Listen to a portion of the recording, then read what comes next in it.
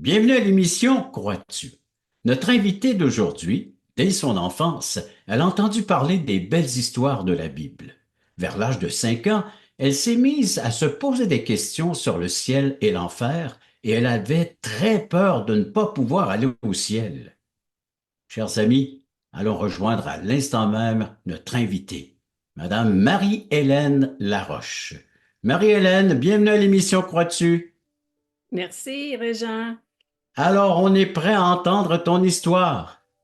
Alors, ben moi, comme vous savez, comme Régent a dit, j'ai connu le Seigneur très tôt euh, dans ma vie. Et puis, mais je vais vous parler un petit peu au début, quand mes parents, eux autres, je voulais vous dire qui ont été élevés dans la religion catholique. Et que plus tard, ils étaient curieux d'en savoir plus sur Dieu et ils ont cherché, ils l'ont trouvé dans la vingtaine. Et puis après ça, ils ont tellement, ils étaient dans la paix et puis ils voulaient évangéliser à tout le monde dans leur famille, les amis, les voisins en donnant des traités et des Bibles. Et puis, avant de m'avoir, ils ont voulu avoir une fille. Ils ont prié Dieu, puis ils étaient tellement contents de savoir quand ma mère est tombée enceinte euh, de moi, de savoir que j'étais une fille. Ça, c'était une des réponses de Dieu, vraiment, là. Et puis, quand ma mère est tombée enceinte et elle a eu un virus et elle a dû être hospitalisée. Et par la grâce de Dieu, elle a été guérie et moi aussi, le virus m'a pas touchée. C'était un miracle que je sois née vivante. Et, mais tout ce que j'ai eu, dans le fond, c'était la jaunisse. Puis moi aussi, j'ai été guérie. Puis par après, j'ai été consacrée à Dieu. Ça veut pas dire les baptêmes de bébé que tu vois dans les églises catholiques. C'est seulement un engagement des parents et de l'Assemblée chrétienne d'élever leur enfant dans les voies de Dieu. Et donc, mes parents, plus qui étaient chrétiens, bien, le dimanche matin, ils allaient à l'église. Et moi aussi, j'allais à l'église, mais j'étais pas avec eux au culte. Je faisais partie de oui, comment ça? L'école du dimanche, hein, L'école du peut-être. dimanche, Tu as c'est ça. commencé à la pouponnière, certainement. Tu as commencé tellement jeune à aller à l'église, donc la Oui, c'est ça. pouponnière, hein, la petite Oui, l'école récré, du et puis après dimanche, ça, les écoles, les classes du dimanche, hein. c'est ça. Donc, on apprenait des histoires de la Bible, on faisait du bricolage, puis on faisait des jeux. Et moi, ce que je me souviens, on faisait, on préparait une pièce de théâtre pour Noël. J'avais genre peut-être 3 ou 4 ans. Et c'était vous bondirez de joie. On était tout habillés en arbre, en carton, puis il fallait clapper des mains. C'était bien le fun, mais c'est juste ça que je me souviens. OK, un Et petit décor, et puis vous étiez là pour chanter. C'est ça, c'est un chant qu'on connaît très bien dans le milieu chrétien ou évangélique. Donc, en tant qu'enfant, toi, tu étais là pour chanter, mimer peut-être ce chant, hein. ouais, c'est ça. Ouais.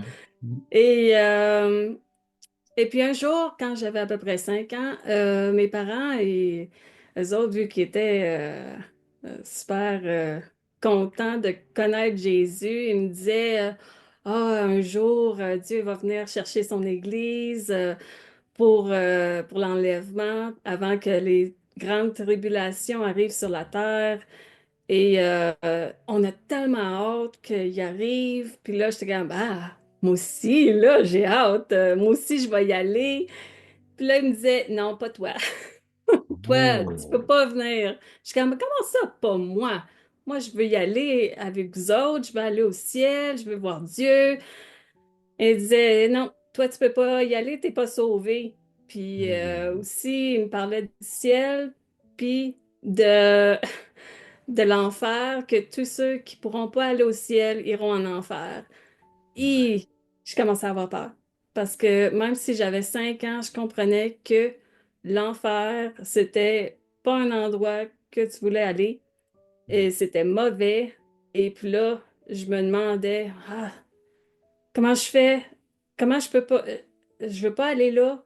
Je veux aller au ciel. Comment on peut aller au ciel? Alors, comment éviter ce lieu, hein, qui est appelé l'enfer, lieu de Ouais. souffrance, et comment l'éviter, mais comment surtout aller au ciel? Alors, deux grandes questions. Éviter un endroit, puis comment désirer l'autre, et surtout pour s'y rendre.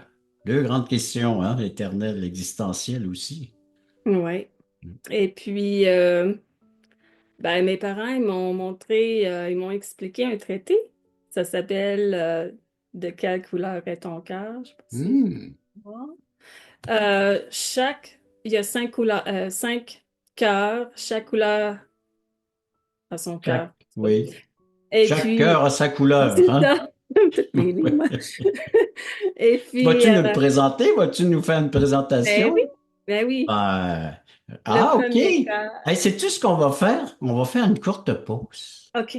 Hein, Marie-Hélène? Puis après, ben, tu reviendras. Ben, je vois des gros formats, là. C'est bien Ah ça. oui, Plutôt que ton petit schéma que tu avais au début, fait des grands formats qui vont nous aider à mieux voir puis comprendre comment ouais. l'Évangile t'a été présenté sous forme donc, ben, de cette aide visuelle là, que tu avais aussi. Après la pause, on revient.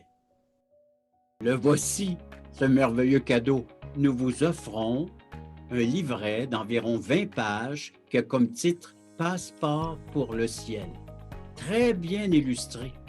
Un enfant le pourrait saisir, comprendre la portée du message. Nous vous l'offrons tout à fait gratuitement, sans aucun déplacement de votre part. Vous pouvez nous appeler, vous pouvez aller sur notre site croatu.ca, faire des demandes, mais il sera livré à la maison, chez vous. Alors donc, juste en faire la demande et il sera livré gratuitement à la grandeur du Québec, grandeur du Canada, à tous ceux qui voudront le recevoir, qui va vous expliquer comment avoir un passeport pour entrer au ciel. Et cela pour l'éternité.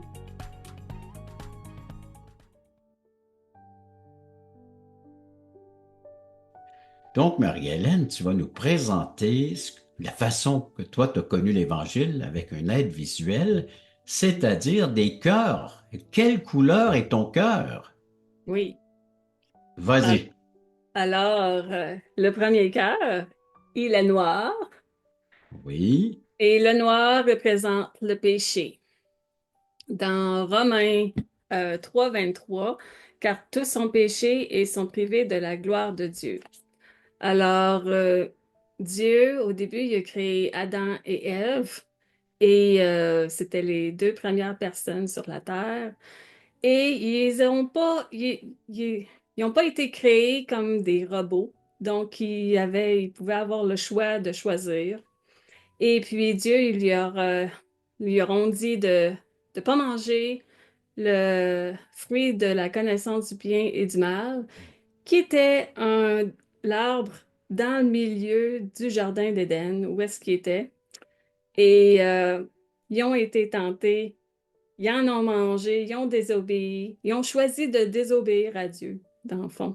Puis c'est comme ça que le péché il est entré dans le monde. On est on est tous dans le péché.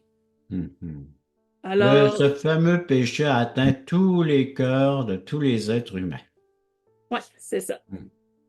Et donc, il y a le deuxième cœur qui est blanc, qui représente le lavage du cœur qui était noir. Mhm. Et dans Psaume 51, verset 9, lave-moi et je serai plus blanc que la neige. Et donc, il a fallu un sauveur pour venir euh, nettoyer tous les péchés qui étaient noirs. Et c'était Jésus-Christ, qui est parfait, le Fils de Dieu. Le troisième cœur, il est rouge, Mhm. qui représente le sang de Jésus.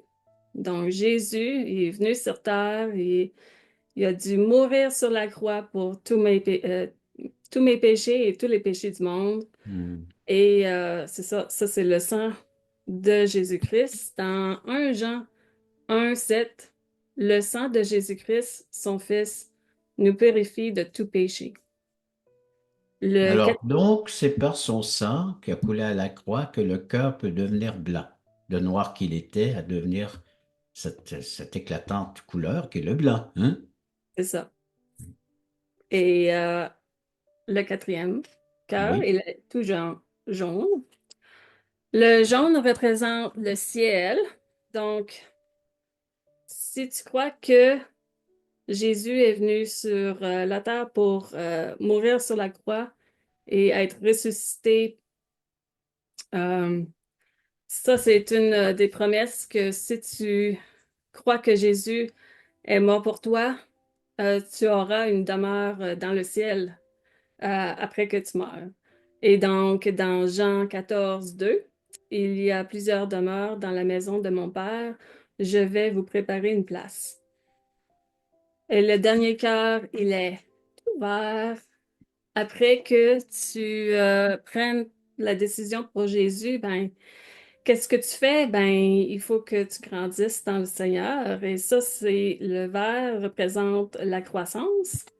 Et dans 2 Pierre 3,18, mais croissez dans la grâce et dans la connaissance de notre Seigneur et Sauveur Jésus-Christ. Donc, lis ta Bible, puis prie chaque jour. Hmm.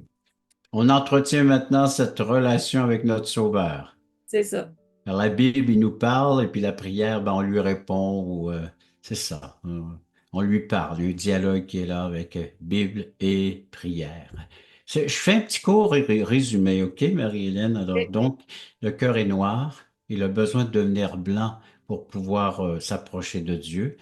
Alors, donc, le sang de Christ ou le cœur rouge, c'est son sacrifice à la croix qui rend notre cœur noir blanc. Ensuite, il y a le cœur jaune, c'est-à-dire la couleur du royaume de Dieu. Donc, Mhm. cette espérance maintenant d'avoir une place au ciel. Celui qui a le cœur pur, lavé par le sang de Jésus, il a cet accès et cette assurance qu'il y a une place pour lui. Et le cœur vert, ben, c'est d'entretenir cette relation par la prière et la lecture de la Bible. C'est ça. Et donc, j'ai cru ce que ma mère m'a expliqué dans le traité et tout ce qu'on a fait, c'est on a prié ensemble. J'ai prié, Seigneur Jésus, pardonne-moi pour tous les péchés que j'ai faits, viens purifier mon cœur avec le sang qui a coulé sur la Hmm. croix et délivre-moi des péchés et reste dans mon cœur toute ma vie pour que je puisse aller au ciel. Dans le fond, c'est juste ça que j'ai prié. Puis, il n'y a rien qui s'est passé, il n'y a pas eu de lumière ou de choses extraordinaires quand on a fait notre prière. Vraiment, c'était juste ça. Mais j'étais juste contente de savoir que moi aussi, un jour, je vais pouvoir aller au ciel avec mes parents. Puis, c'est ça. Fait que après ça, ben, j'ai grandi, là, tu sais. Et puis, à un moment donné, ben là, j'étais plus enfant, j'étais devenue adolescente. Puis, je sais pas, c'est dans notre... euh, comment je pourrais dire ça? On dirait qu'on oublie des affaires quand on grandit. Il y a une Puis, remise en question, peut-être? ouais, mais tu sais, j'avais commencé à avoir des doutes sur mon salut parce que Hmm. je me souvenais plus de comment c'était arrivé. Euh, et puis, je me souvenais plus de mon salut, dans le fond. Fait que là, je me posais des questions. Je suis vraiment sauvée? Hmm. Est-ce que je vais vraiment aller au ciel? Est-ce que je suis vraiment... mes péchés sont-ils vraiment pardonnés? Ben, Marie-Hélène, sais-tu, on va prendre une courte pause à ce moment-ci de ton témoignage et certainement tu rejoins plusieurs des personnes qui sont en train de t'écouter.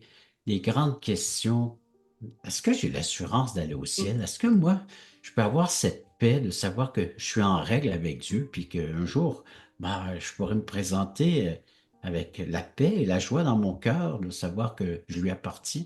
Après la pause, j'aimerais savoir la suite de ton témoignage. Comment est-ce que le Seigneur a pu rassurer ton cœur après la pause? Vous rappelez-vous du temps où vous étiez dans ce monde totalement perdu, quand Dieu vous cherchait?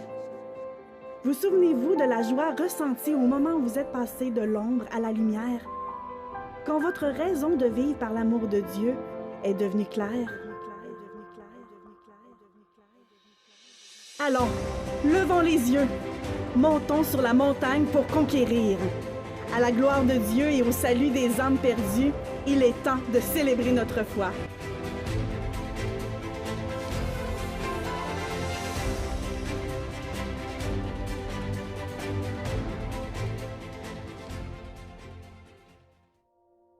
Donc, Marie-Hélène, ton cœur est troublé, manque d'assurance concernant le lieu que tu vas aller après ta mort. Alors, Ouais. parle-nous de comment est-ce que ces choses-là ont pu se régler, là.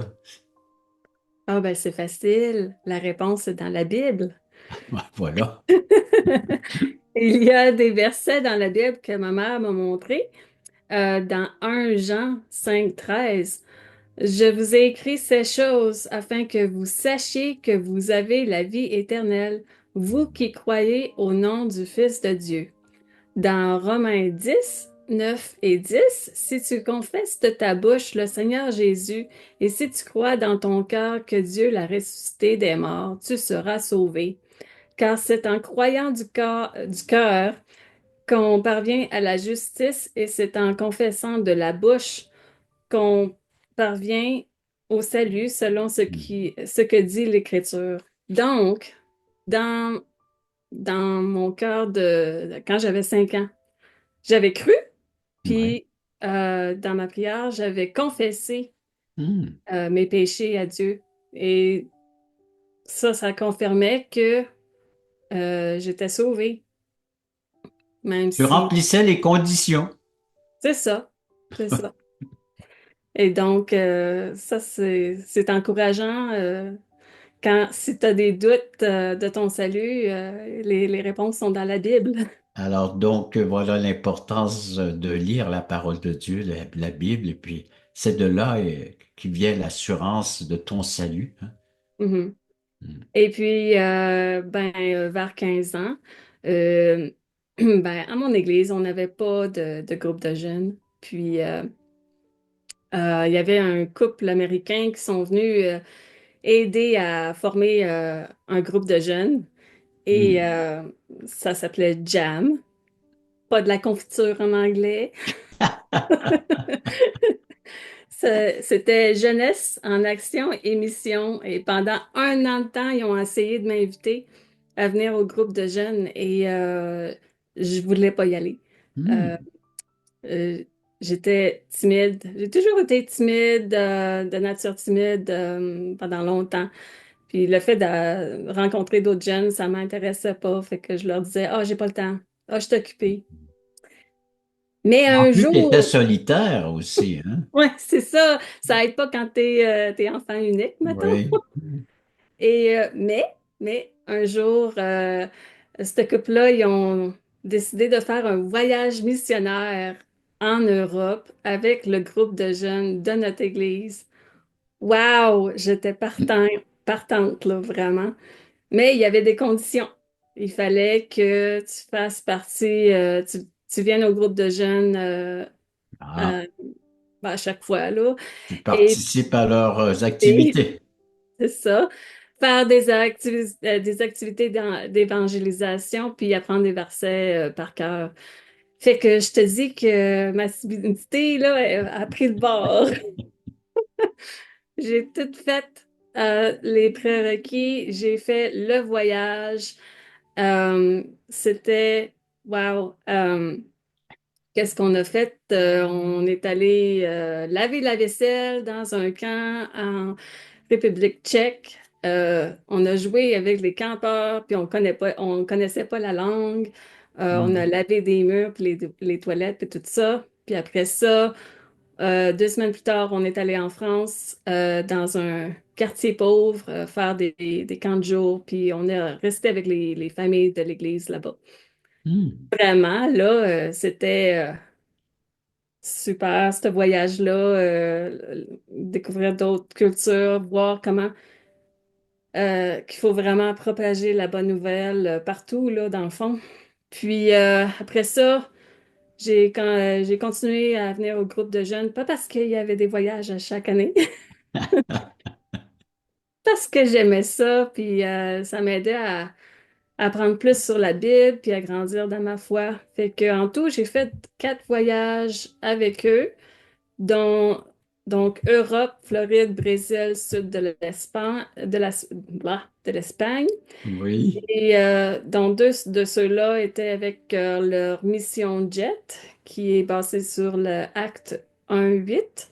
Mais vous recevrez une puissance, le Saint-Esprit survenant sur vous, et vous serez mes témoins à Jérusalem, dans toute la Judée, dans la Samarie et jusqu'aux extrémités de la terre. Hmm. Et après ça, après le deuxième voyage, j'ai décidé de me faire baptiser. Et j'avais à peu près 18 ans. Et le baptême, ça signifie que quand tu vas dans l'eau, tu es enseveli avec Christ, puis quand tu ressors, tu es comme ressuscité. Mais dans le Ouais. fond, ce Parce que qu'il ça faut veut expliquer, Marie-Hélène, que le baptême, selon la Bible, est par immersion. Alors, dire. les gens connaissent peut-être d'autres formes de baptême. Par immersion, ça veut dire que la personne est dans le bassin et on le plonge complètement sous l'eau. On relève, cela se fait très rapidement, on va s'en dire. Alors, mais pour démontrer que, oui, mort, enseveli avec le Christ, ressuscité avec le Christ. Voilà le baptême évangélique. Alors, c'est ce que Oui, tu as vécu à l'âge de 18 ans. oui, c'est ça. C'était aussi par obéissance. Hmm. Souvent, après le salut, on doit se faire baptiser. C'est dans un des commandes. C'est un premier pas que le Seigneur Commandements. demande pour s'identifier publiquement avec lui, C'est son ça. œuvre et son Église.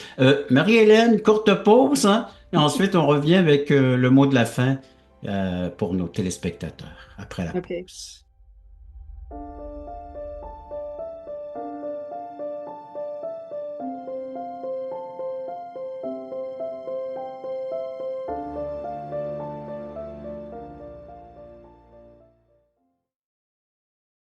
Le samedi 11h30, Crois-tu vous invite à regarder les témoignages vivants et percutants qui nous ramènent à l'essentiel. Nos invités vous dévoileront comment le Seigneur est entré dans leur vie.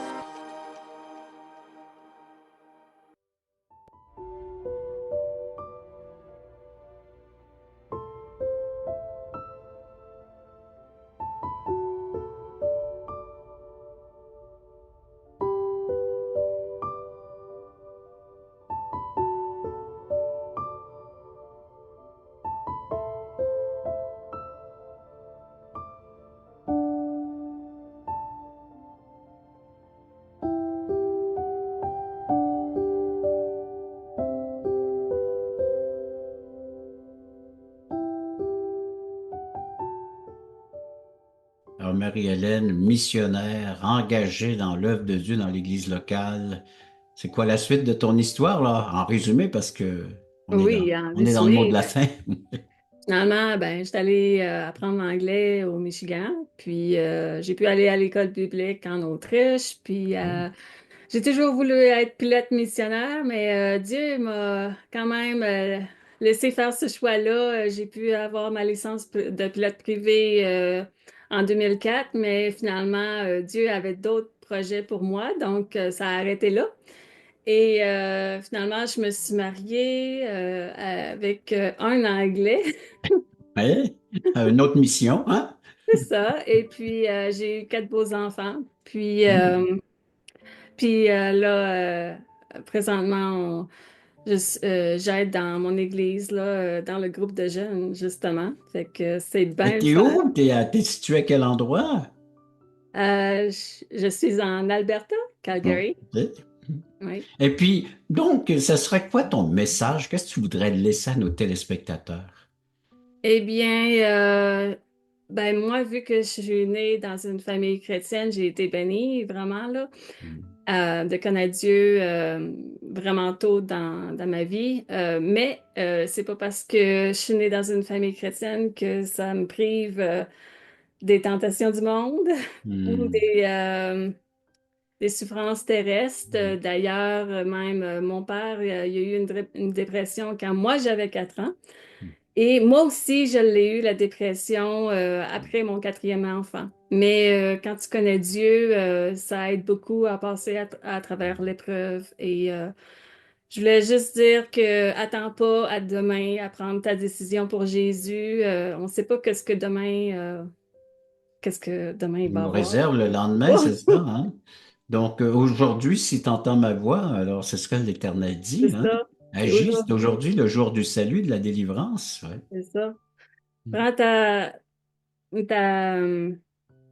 voyons, prends ta décision aujourd'hui et Ouais. je te laisse avec Jean 6, 47. En vérité, je vous le dis, celui qui croit en moi a la vie éternelle. Donc, c'est une espérance qu'on va pouvoir aller au ciel après la mort. Alors, Eh, Marie-Hélène, je te remercie beaucoup de ta participation à l'émission Crois-tu. En toute simplicité, tu as su nous raconter ton histoire et nous expliquer comment faire pour éviter l'enfer et oui. surtout comment faire pour avoir accès auprès de Dieu dans son paradis. Et j'aimerais juste poursuivre, chers téléspectateurs, en vous invitant à nous écrire, en venant nous visiter sur notre site à croix-tu.ca, numéro de téléphone, composez-le maintenant, il y a quelqu'un qui va recevoir votre appel. Les études bibliques, les mardis à 19 heures Québec, 20 heures Nouveau-Brunswick avec M. Nadeau, Michel. Samedi 9h30, ben, vous avez des Zooms en direct. Alors, comme vous êtes en train de regarder des témoignages qui seront là, samedi 9h30, la littérature offerte tout à fait gratuitement. Il y a le passeport pour le ciel. Alors, il n'y a pas de gêne à donner vos commentaires ou vos requêtes même de prière. On est là pour vous accompagner. Alors, dans ce que vous êtes en train de vivre, puis surtout de vous aider, vous conseiller à faire comme Marie-Hélène vient de si bien nous le faire, là, de vous encourager à faire ce pas de foi concernant votre destination, votre destinée éternelle. Alors, merci encore une fois d'avoir été à l'écoute de cette autre émission. Crois-tu?